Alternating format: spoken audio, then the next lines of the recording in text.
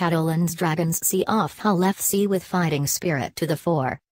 In their decade-long lifespan in Super League, questions have regularly been leveled at Catalans Dragons, and understandably so, for their inability to win in different ways. On their own turf in Perpignan, wins have often been a formality, but doing it tough on English soil has often felt like the thing holding the Frenchmen back from a title challenge. For a brief period last year, they looked to have addressed that issue before falling away to another mid-table finish, but this opening fortnight has provided the kind of moments which suggest Laurent Frayssinous is capable of producing a side that can win tough on both sides of the channel. A hard-earned win against Warrington in France on the opening weekend had already backed that theory up to a point, but this match had the air of one the Dragons would have almost certainly lost in recent years. 2 rounds is not a significant enough barometer to suggest they can finally break the status quo at the top of Super League, but to have already beaten 2 of last season's top 4, 1 away from home, is encouraging to say the least. "It's a game we would have lost last year," Frayssinous said. "We're always perceived as a side who always want to play with the ball, but here, we were really smart and we were really patient. We never performed against the top 4 last year, so to have beaten Warrington and Hull already is pleasing, but we'll stay humble."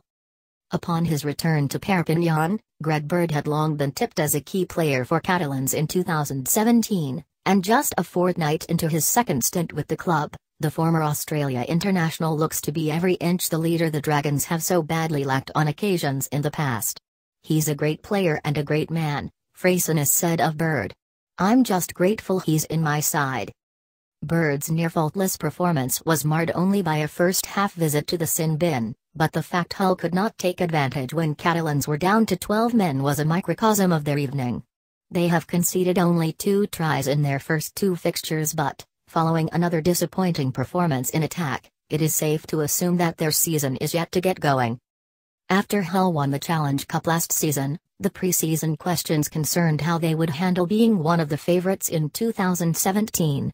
A fortnight in, it would be unfair to try to provide any definitive answers to those questions, but the post-match demeanour of Lee Radford emphasised just how much improvement remains to be made in his side.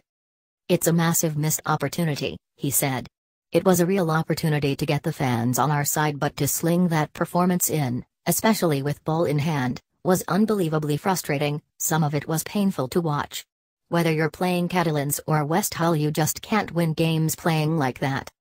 The Dragons trailed 8-4 at the interval following a first half which was littered with penalties, with 12 alone in the opening 25 minutes.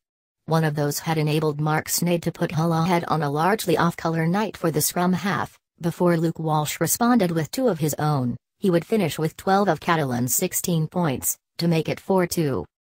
The second came while Bird was in the bin after a team warning from the referee, Robert Hicks, whose whistleblowing was having a detrimental impact on the flow of a game which had simply been too stop-start for the liking of the 13,000-plus crowd in attendance.